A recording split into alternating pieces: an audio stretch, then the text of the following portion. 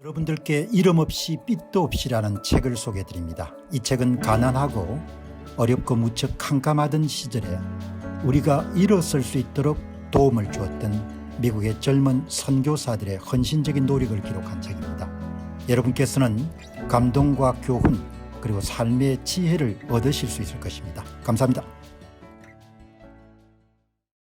사악한 거죠. 사악한 거. 사실을 은폐한 공모자들인가. 얼마나 비참합니까. 소돔과 고모라가 성적인 타락을 이야기하지만 거짓과 사기와 조작이 여러분들 성행한 비유적으로 이야기한 걸 볼 수가 있는 것. 사악함이 절정을 이루는 것. 진짜 세상이 악해진 겁니다. 여러분 이미 바이든은 2023년도에 연설을 통해서 본인이 의도했든지 의도하지 않았던 간에 본인이 암에 걸렸다는 것을 이야기를 한 겁니다. 이 연설에 27분 연설에서 약 2년 전에 조 바이든이 공개 석상에서 자신이 암을 앓고 있다고 여기 나옵니다. 이렇게 여기에. 그런데 이제 바이든 주변에 이제 측근들 민주당의 주요 인사들이 그것을 개프 그냥 말실수다 이렇게 하면 넘어간 겁니다. 말실수 전부 다 은폐를 한 겁니다. 거짓을. 거짓 공화국이 돼버린 거. 거짓 공화국이 된 겁니다. 이 베니 존슨이라는 분이 여기 보시게 되면은 이번 사건은 대통령 재임 역사상 가장 위험한 은폐 사건입니다. 지난 여름에 백악관 의사 케빈 오코너 박사는 미국 국민들에게 조 바이든이 대통령직에 완전히 적합하다고 명시했습니다. 이제 우리는 바이든이 진행된 전립선암을 앓고 있다는 것을 알게 됐습니다. 진행성 전립선암은 바이든의 진단 단계까지 발전하는데 대략 10년 이상 걸립니다. 전립선암은 또 쉽게 찾을 수가 있습니다. 간단한 혈액 검사나 전립선 검사를 통해서 거의 100% 정확한 결과를 얻을 수 있습니다. PSA 검사인지 우리가 여러분들 되게 건강검진할 때 여러분들 나오는 기본 수치입니다. 지구상 최고의 의사와 검사가 수년간의 검사에서 바이든의 암을 발견하지 못했다고 말씀하시는 건가요? 모든 의료 보고서가 거짓이었나요? 얼마나 오랫동안 그런 짓을 한 겁니까? 이것은 대통령 재임 역사상 최악의 은폐입니다. 절대적인 스캔들입니다. 그들은 모두 알고 있었습니다. 그들은 국민들에게 거짓말을 했습니다. 그들은 그걸 숨겼습니다.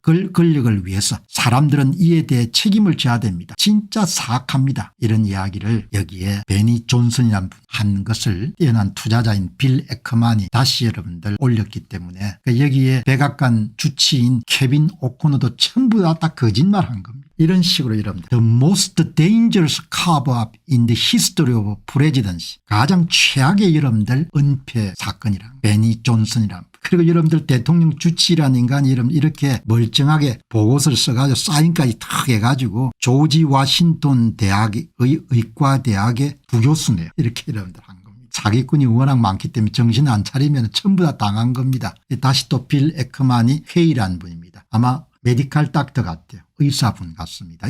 전립선암은 처음 발병했을 때 진단하고 뼈 전이로 진행되는 것을 관찰하는 가장 쉬운 암입니다. 그러니까 진단해가지고 발견하는데 가장 쉬운 암이 전립선암입니다. PSA 혈액 검사를 통해 암세포 성장 속도를 확인할 수 있습니다. 대부분 건강검진할 때 들어가는 필수 항목입니다. 가장 공격적인 형태라도 전이되기 전까지 치료 없이 5년의 치정 정도의 여정을 거치게 됩니다. 이 환자가 나타난 2025년 5월에 전이성 질환으로 처음 진단받은 것은 잘못된 행위가 될 것입니다. 그가 백악관 재임 기간 동안 전립선암 진단을 받았을 가능성이 높습니다. 미국 국민들은 정보를 숨기는 사람들 때문에 정확하게 판단할 수고 앞에서 말씀드린 것 같이 전부 다 they all lied to you. 전부 다 거짓말하는 겁니다. 대한민국 딱 마찬가지입니다. 전부 다 거짓말하는 겁니다. 그 거짓말 결과로 인해 가지고 여러분들 다음에 엄청난 비용을 치르게 되겠죠. 그 비용이 얼마가 될지는 도저히 가늠이 안 되는 겁니다. 천문학적인 비용이 되기 때문에.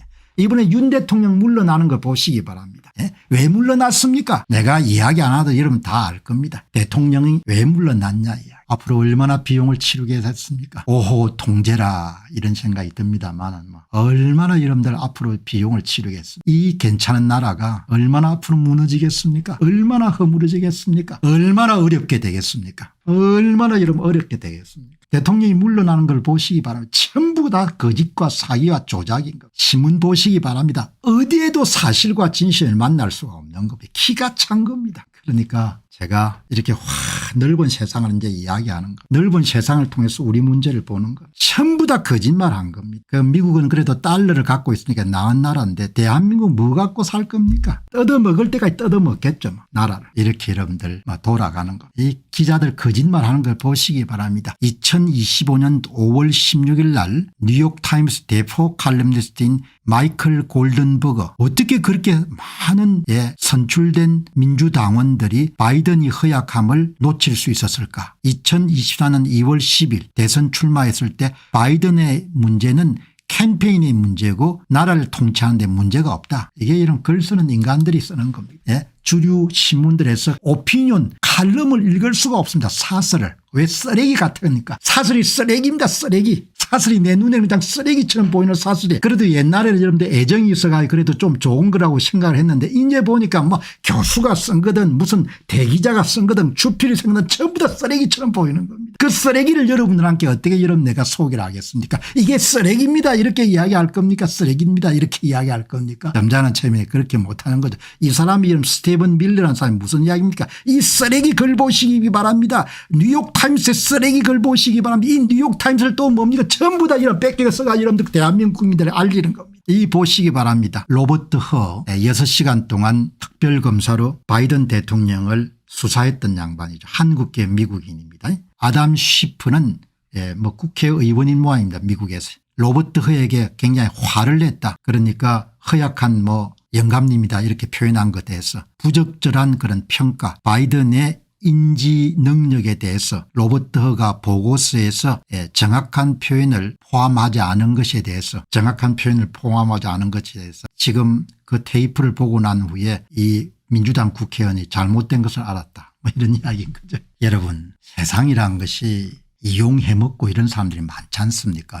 자기 거는 자기가 챙겨야 되는 거죠. 본인이 주권을 도둑질 당했는데도 뭡니까? 입 다물고 아무 일도 없다 헤헤 호호하고 다니니까 그게 사람입니까? 짐승이지. 그게 사람이 아니잖아요. 그 비용이 얼마나 크겠습니까? 그 비용을 지금 우리가 본 거지 않습니까? 윤 대통령이 물러난 걸 보고 그 문제까지 생각을 못하면 그거는 뭐 아둔한 거죠.